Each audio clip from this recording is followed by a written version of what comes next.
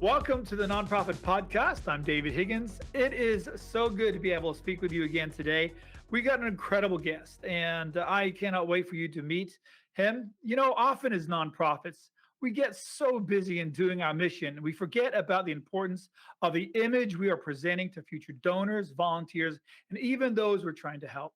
But your nonprofit's image is vitally important. As leaders and future founders of great needed organizations, we must take care of the time and develop our focus niche, our brand, and the online representation of that.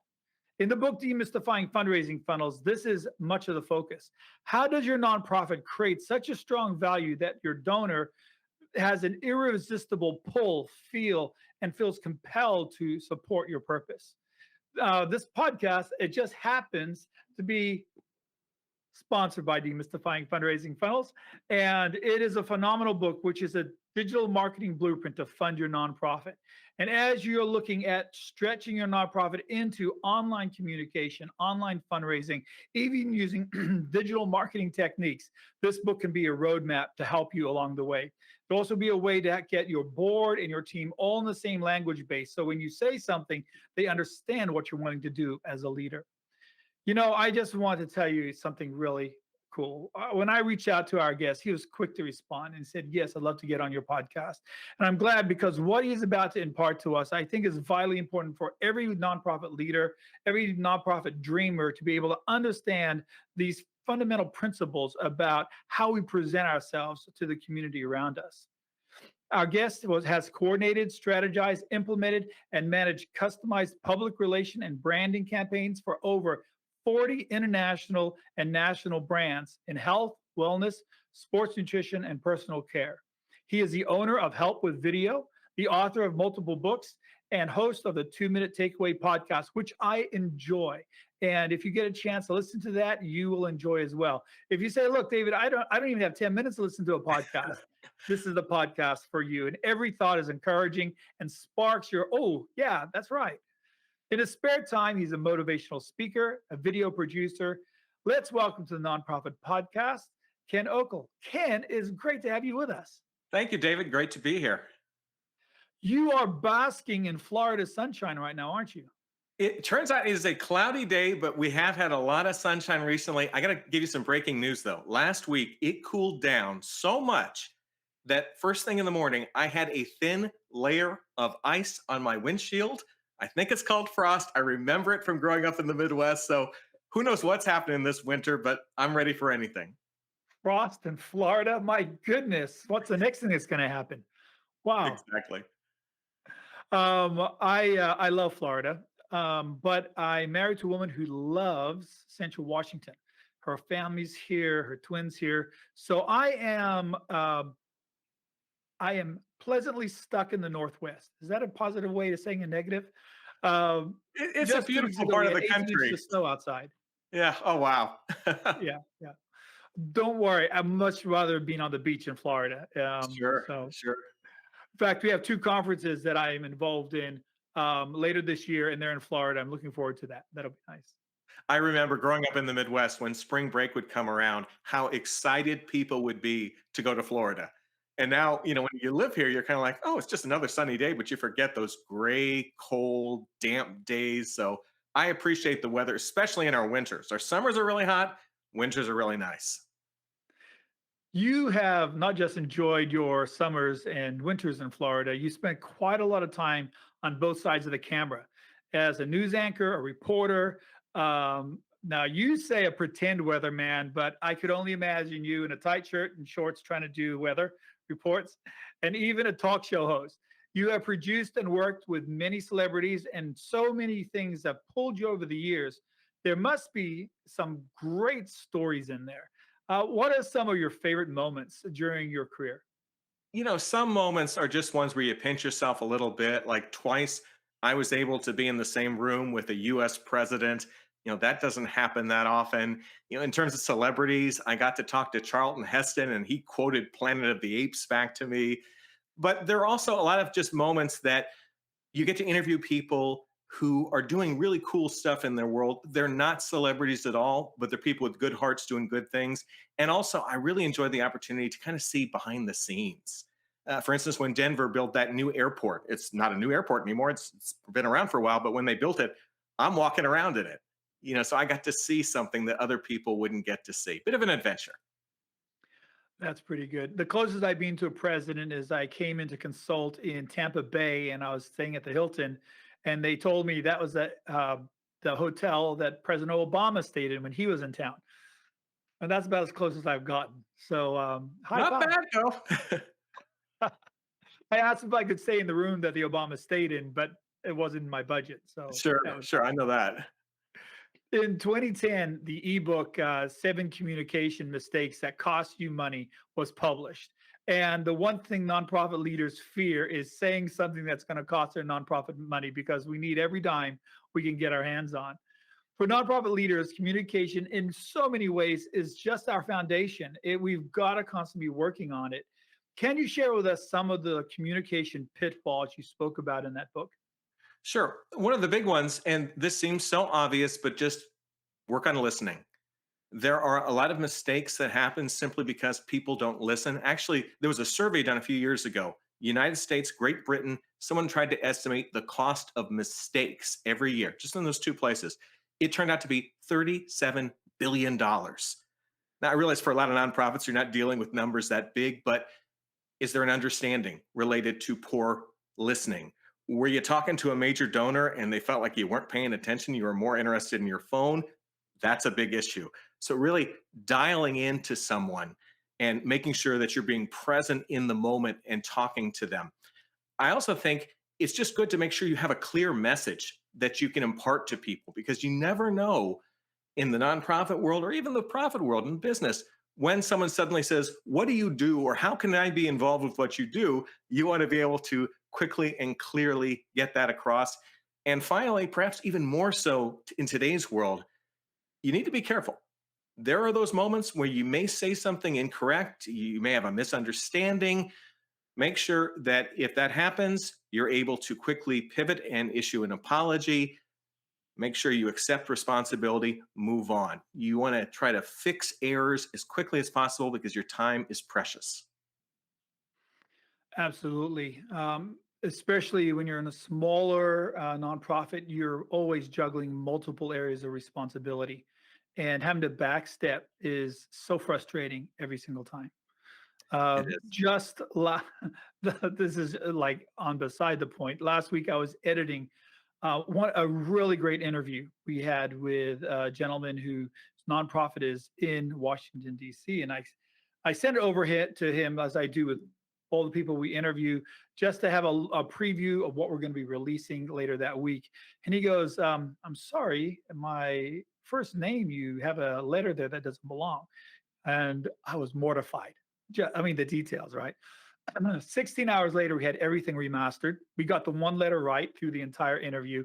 And so glad we did because then he turned around and posted his stuff on LinkedIn and all these other places.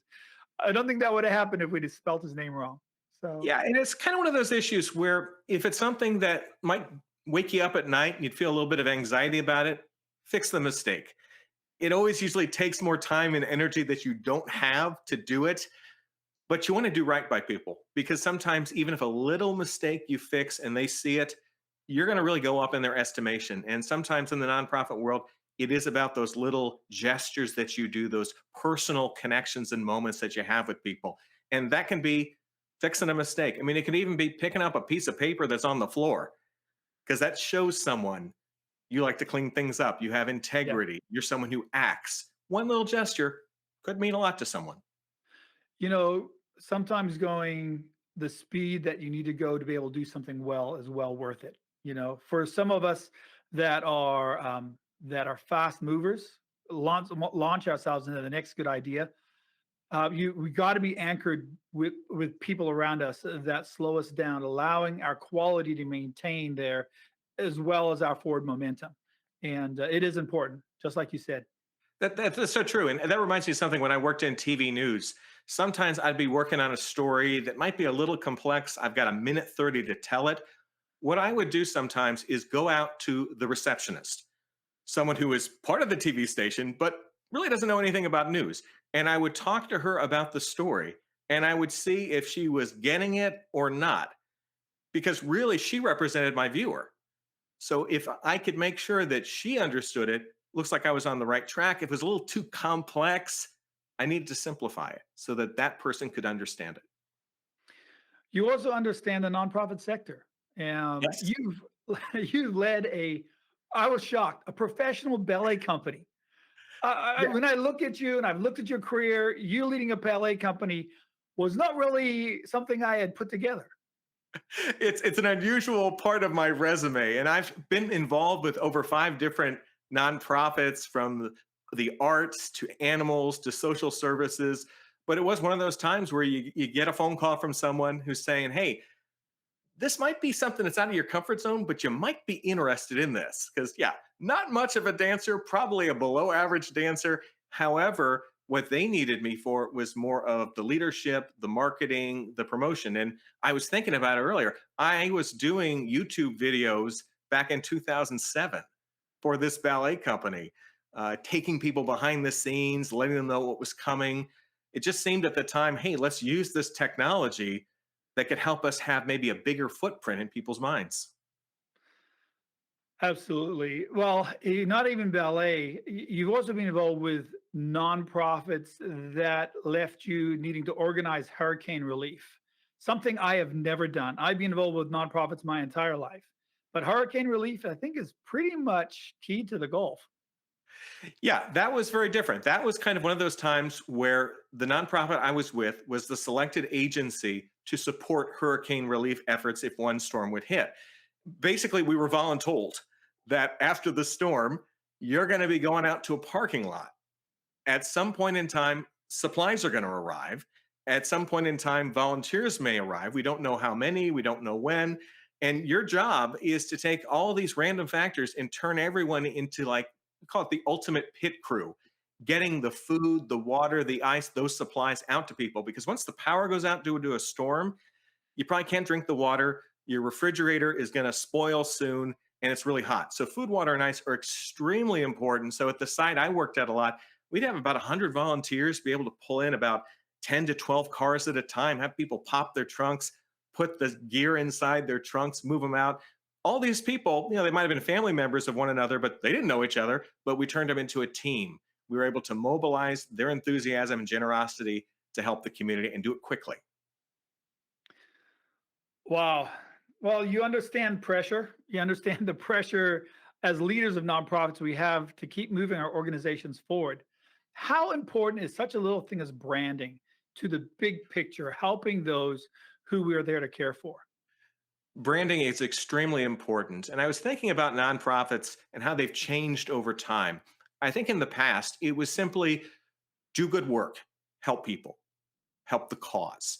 That was pretty much the entry level. That's all you had to do.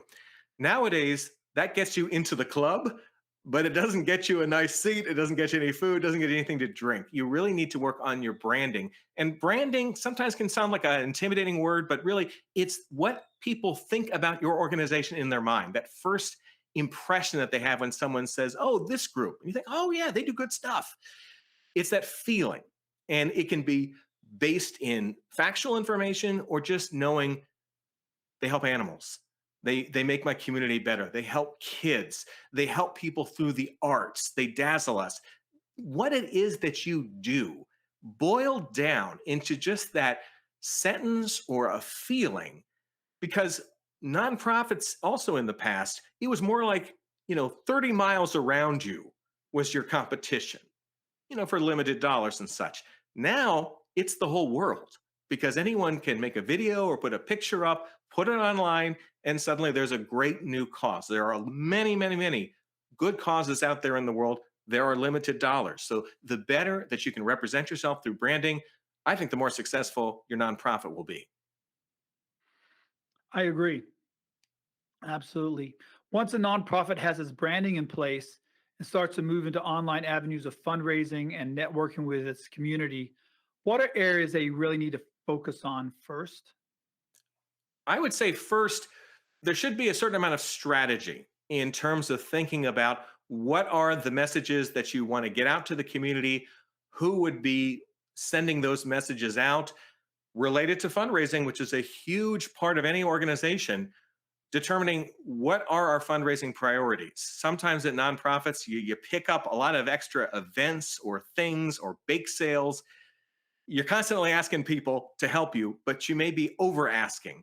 For instance, when I was at the ballet company, there were times when our payroll would be about $89,000 every other week and money could be tight. Eventually, sometimes we would tell the public, hey, we're needing your help. And some very kind people would be like, let's do a bake sale. And very nice, appreciate it, but we needed $89,000, not $27 from a bake sale. Bake sales taste good, but money tastes better. So really think about, if you're trying to get major donors, don't ask them for pennies, ask them for hundreds of dollars, thousands of dollars, that type of thing. I think as well with some of the steps, I would say identify on the staff who's going to be doing things. Do they have the time to do it? Are they equipped with the skill set to make it happen, or do you need to bring in some outside help? I know, for instance, with your book, it is a great help to people to be able to understand, gee, how could we expand some of our relationships with our donors? And you may want to review some old practices. A lot of places in the past, it's been about that quarterly newsletter, that annual newsletter that goes out. It costs a lot to print, costs a lot to send it out through the postal service. There may also be a perception that people come home from work, they've worked hard, they get their mail, they're in their kitchen, and we kind of think, oh, they're going to make a hot cocoa and read your newsletter cover to cover. Now, maybe that happens, but I think often we live in a world of skimming. So, is it possible, perhaps through online media, to give people bite sized chunks of information that make them feel good about the mission you're doing, good about their participation in the mission, and maybe even hints at what else you could do together? So, this is really a big shift in an organization. I think it involves kind of all hands on deck. I am a big believer that anyone in an organization, a nonprofit, needs to be able to give some sort of enthusiastic recommendation for the organization. Maybe they don't secure the $1 million gift, but can they talk about the organization like they might talk about a fun episode of their favorite reality show, like The Masked Singer or something like that, where you can tell someone's dialed in and they're passionate about it? Because people ask you, what do you do? The more engaging you can make that reply, the better. Absolutely. I was, while you were talking, I was thinking of a statistic I read from a 2020 study that was done. Over 85% of people now prefer to get all information about a nonprofit via email. Uh, Sure. Email, e-letters, e-newsletters.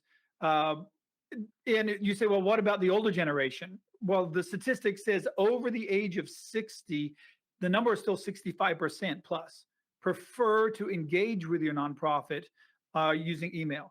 Now, they don't even mind getting that email once a week. So that allows there to be an email drip campaign where you're constantly communicating to them, letting them know, encouraging them, let them know that you're thinking about them as not just a donor, but as a part of the community. And then you mentioned one other thing. We're talking about uh, just a basic fundraiser and being able to take it and using online digital resources to magnify that. I talk about this in fundraising funnels that a person doing a youth group, like I did a lot of car washes with my kids when they are going through their teenage years. Most of us parents have, from anything from baseball teams to youth group events, right? We're doing summer camp, fundraising. If you take basic car wash, which average Saturday $300 to $500, right? Yeah. You use a digital marketing funnel that you can set up in 2 hours and use that as a communication tool about that. You can bring in, and I kid you not, the numbers are between $2,500 and $5,000 for that exact same space of time because you pre-sell the car wash and online. The donations are larger, and then often many of the people don't even come get their car wash. They'll donate, but the ones that do come get the car wash, they'll leave another donation at the end of the car wash. So it magnifies the basic fundraiser by just using a 2 hour digital tool to be able to say, hey guys, we're here, you know? Yeah. And that's a priceless type of experience. And engagement now doesn't have to be that big thing. It could be a short video. that illustrates a point that you send to people, something good that you're doing, a success story, even, some of the behind the scenes stuff. Every organization, just about everyone has a finance department. Well, maybe do something about them, something interesting about them. It serves two purposes. You introduce someone else to the community, but also you let them know we have various safeguards to keep your money safe and used properly. And these are the people who do it. Everyone kind of assumes that happens, but maybe it'd be good to tell them. Real quick, when I was with the ballet company, I remember we did a video that was related to our big production of the Nutcracker. And for most ballet companies, the Nutcracker is your cash cow. That show will help you pay for some of the more artistic shows that may be really good, but may not be as popular with people. They're kind of like the Nutcracker is like the ballet world's Avengers movies, very popular. Well, in that show, at the end of the first act, there is a beautiful dance where we got about 11 ballerinas dancing around in a snowstorm. Except we can't put snow on stage because snow is slippery and it's also wet, not good for dancing, but we want the effect. So, what we had to do was to find little cellophane strips that we could drop down from the ceiling that would shine in the air, but wouldn't be too slippery. In order to do that, our prop master had to buy all these samples. We go to a rehearsal room, put some of the samples down on the ground, and have our ballerinas dance through them and say which ones they liked the best, which ones felt the most safe. That was a video we did. Now, I could have just said, come see the Nutcracker, just a sales pitch. And like a lot of nonprofits say, hey, help us. We do good work. But instead, I decided to do something. Hey, here's a behind the scenes look to see the rest of the show. Buy your tickets now. It's a slight shift in how you're doing stuff. So people always be like, man, whenever you contact me, you teach me something interesting. It's not just asking for money all the time. Video is becoming so centric to the way we communicate these days. It's absolutely true. Um, Facebook a year ago started preferring video. Their algorithm started pushing video harder versus just a photograph. A business that wants to advertise on Facebook, if you put video on there, the algorithm prefers it over just a photograph. And when you look at all the other formats out there, there's 103 main social media platforms, the seven big ones, but 103 that are active in society in America today. Out of those 103, all but six of them are video centric to the way they work. Wow. You're the owner of Help with Video, which that turns into a great segue into my question. Sure. What are some of the important things to consider as a nonprofit starts to focus on creating online communication? Well, I think video should be a big part of it. And often for a nonprofit, you may have certain levels of videos. You might have the very well produced campaign video that you've spent some money on or you've worked with someone, everyone, dresses up really nice for it, that type of thing. But then I think there should be a lot of quick little videos that you can do, often with just your cell phone, and you're able to communicate that through email. There's some companies out there that even have nonprofit rates for sending video email where the video is in the email. And those can all be done with your phones. And those can be simple little things. Like, for instance, one thing I do for all my LinkedIn connections, if you have the notification set that it's your birthday, you get a special birthday message from me. Now, I have over 7,000 connections, so I don't do a special one for each person, but I do a generic one. But if you are a nonprofit, you could do a similar thing, a birthday message, especially for your major donors. Those people who are really important to the future of your organizations. Or you can do little clips. For instance, when I worked with some with the Humane Society, tell a success story. Go to the adoption room and say, hey, here's Kiki. Kiki just found his new forever family. This is happening because of your support and your guidance. So, Kiki, say hi to so-and-so. Thank you so much for making this happen. I just wanted to share it with you. And I think that's a wow moment for someone. And that might be something where they share it with their audience. And really, the technology, it's a relatively low barrier to entry. So I think people can do it. Often I tell people, prepare a little bit, get started, get better, and before long, you'll be good. It's just a process. Everyone goes through it. Hopefully in 6 months, you'll look back and say, gee, we weren't that good at the beginning, but we're much better now. Audiences are pretty receptive to videos that aren't perfect. None of our work is necessarily going into the Smithsonian, but you can really engage people so much more when you're able to take them into your world or just thank them or give them an update, almost like a thinking of you. That contact with somebody when they're not expecting it can be very powerful, or just saying, you know what, I got a success story to share with you. Because sometimes in the world, there's a lot of stress, a lot of tension. So to hear that, hey, that group that I support and have been supporting, they sent me this video. Because I know that for some people, they have a certain amount of money that they can spend every year on supporting nonprofits. And you want to still be in that pool of nonprofits that they're thinking about, because otherwise you might get replaced by another fine organization, but still you get replaced. The squeaky wheel gets the grease. Very true. Absolutely. This last November, around Giving Tuesday, we released a webinar, the Perfect Nonprofit website. And in our research for that, we're looking at all the Giving Tuesday upgrades nonprofits are doing with their website. My very favorite, you talked about Animal Humane Society. There was a dog rescue in Central Washington for their Giving Tuesday push all the way through to Christmas.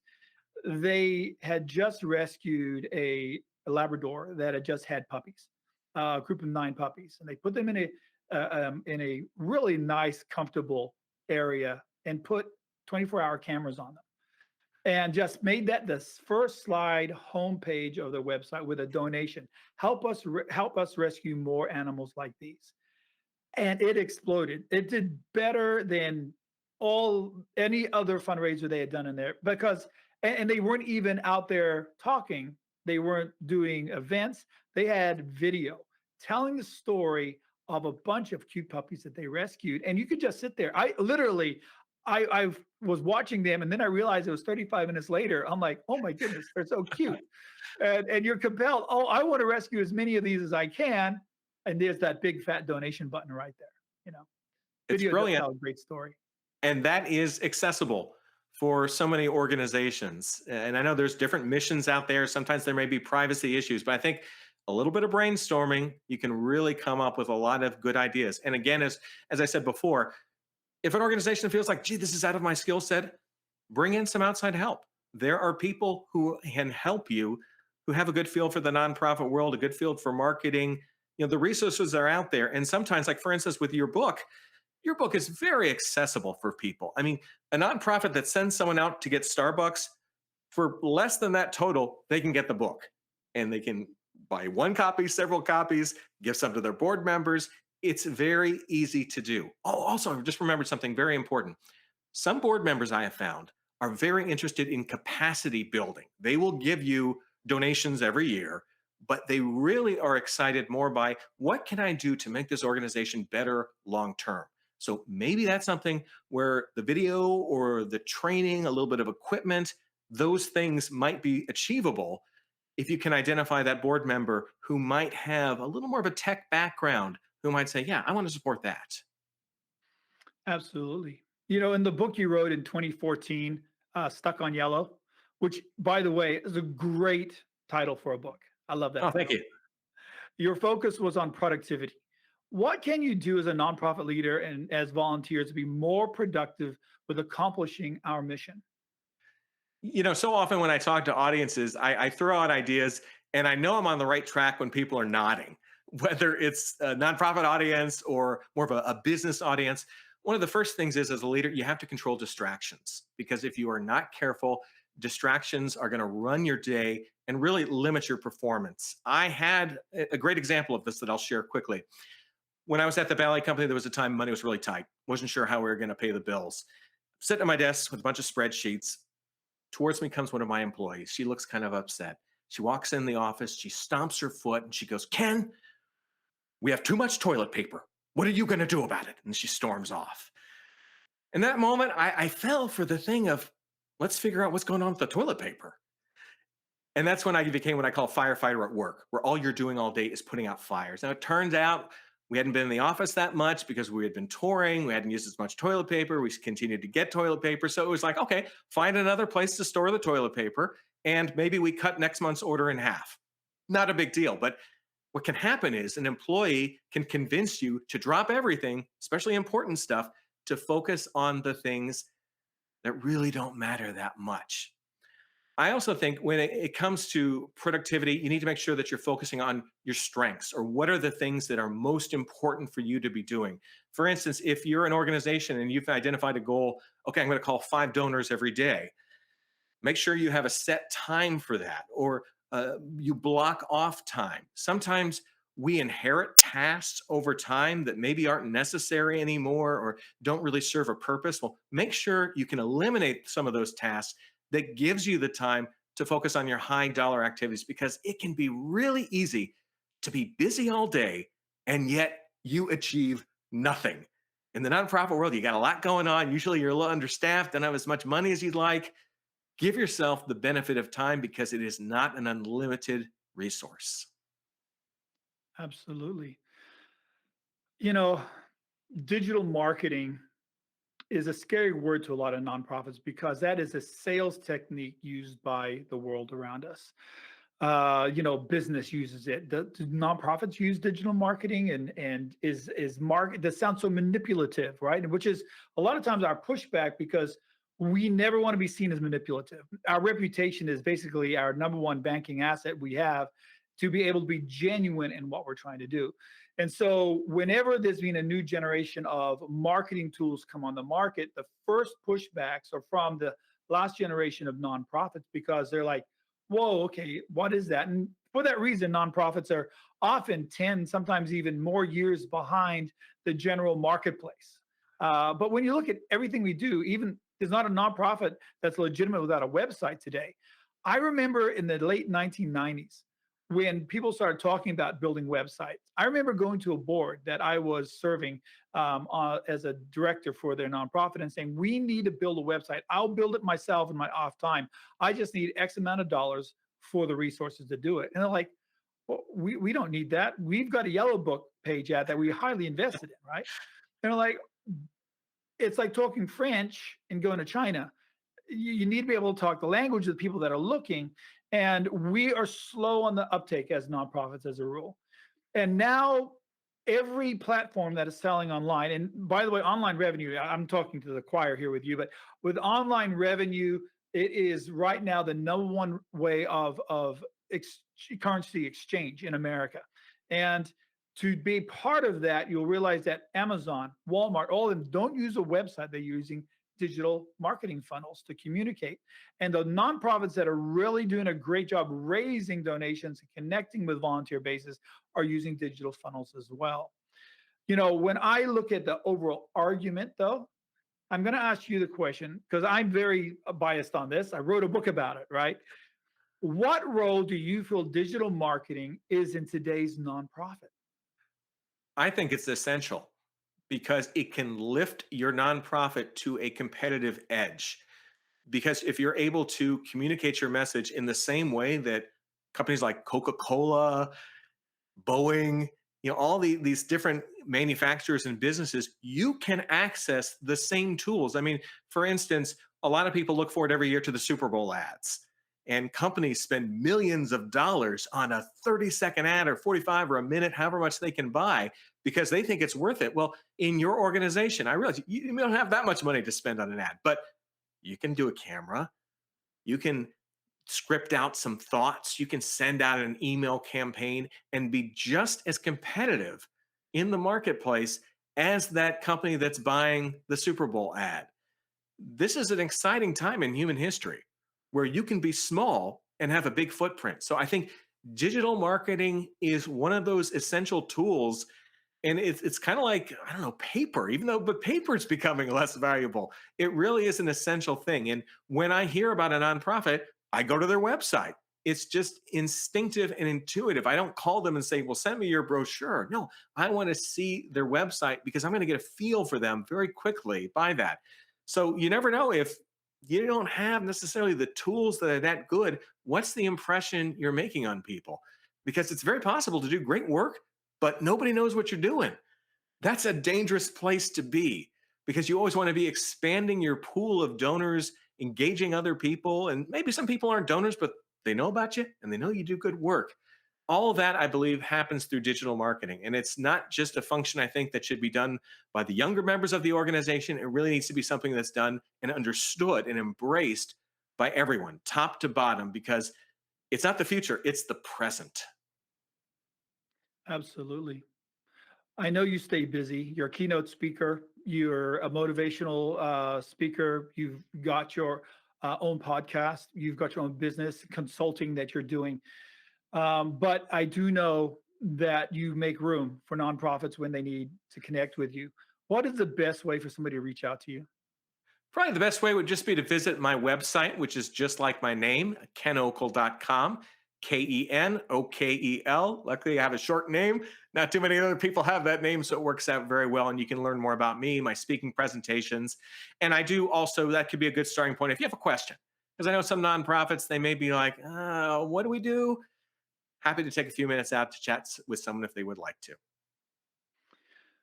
We cannot close this conversation out without doing a shout out to our favorite nonprofits right now. Every episode, we end up with me doing a shout out and our guests doing a shout out to one of their nonprofits. And so you're ready to do this? I'm ready. All right, I'll go first and you can run Sure. right after me. So the state of Florida is known for many things, but it's also home for some of the most incredible charities and nonprofits. I'm only going to bring our attention to one of them, though. They're considered by great nonprofits, which is, by the way, a rating system that I do trust. I think it's a very good rating system, the way they look at it, to be top rated charity in 2021. They are headquartered in Jacksonville, Florida. And though their focus in the central and Big Bend area of Florida, they become instrumental in meeting needs in towns as far away as Utah. In Atlanta, just this last year, a group of pantries ran into trouble with supplies. They were so well organized, and they're able to quickly bring in extra resources and got it down there to Atlanta, Georgia, so that people did not go hungry. They are effective. They are honest. They have open books. People they're rated because of their transparency. And the name of this organization is called Hunger Fight.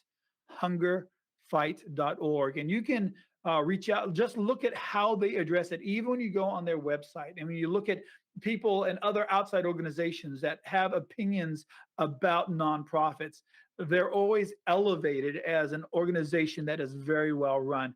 So for the team that's leading Hunger Fight, great job, guys. It is amazing what you're doing, and keep it up. And for the rest of us, go check out their social media pages. Give them thumbs up. Let them know that you appreciate how hard they're working. All right, Ken, your Wonderful. turn. Wonderful, and great to hear about that fine work that's happening. We really do need nonprofits to be great.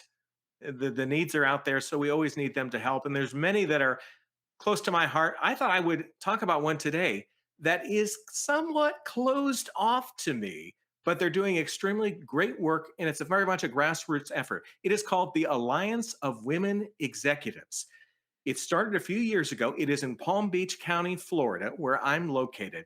And I met with the founder a few years ago. She wanted to pick my brain for some marketing ideas. So I talked to her. Basically, it is a networking group for women professionals because they felt that there was some needs that weren't being served by traditional networking things. Here's the amazing thing that they do. They raise money for women, younger women who are high school seniors, and they give them scholarships to help them go to college in this area. So for many of them, these are first generation college attendees, and they are receiving the help and also the guidance from some amazing women who are a little more experienced in the workplace. We're looking for a way to connect, and suddenly they are helping another generation. It is the Alliance of Women Executives, not the Alliance of Let Ken Attend. So I cheer them on from the sidelines. And I'm very happy to see that every year they've been able to support more and more young ladies, giving them scholarship money, giving them computers, and also sharing their stories so that people know, gee, this is what we're doing. Because when you read one of these stories, you start to tear up and you realize, gee, you're making someone's dream happen. So that is my nonprofit. Oh, very good. Give us the name of them one more time, or do you know their URL? I would have to Google that. It may be very similar to it. It is the Alliance of Women Executives, and it is in Palm Beach County, Florida. I love nonprofits that raise up the next generation.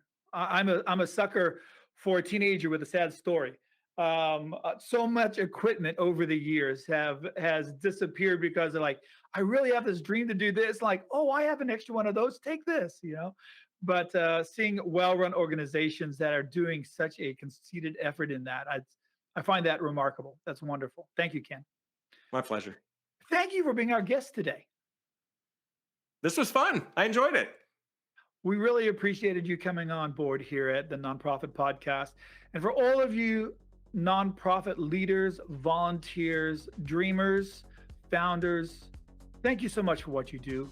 We are so glad that you're standing in the gap. And I want to encourage you. You're doing a great job. We need more like you. So don't give up. If you're having a hard week, realize a good week's coming. And there are people that you don't even see that are smiling and cheering you on and are thankful for the effort you're putting out. So from us here at the Nonprofit Podcast, thank you. And we'll talk to you again in a few days. You have a great week. Bye now.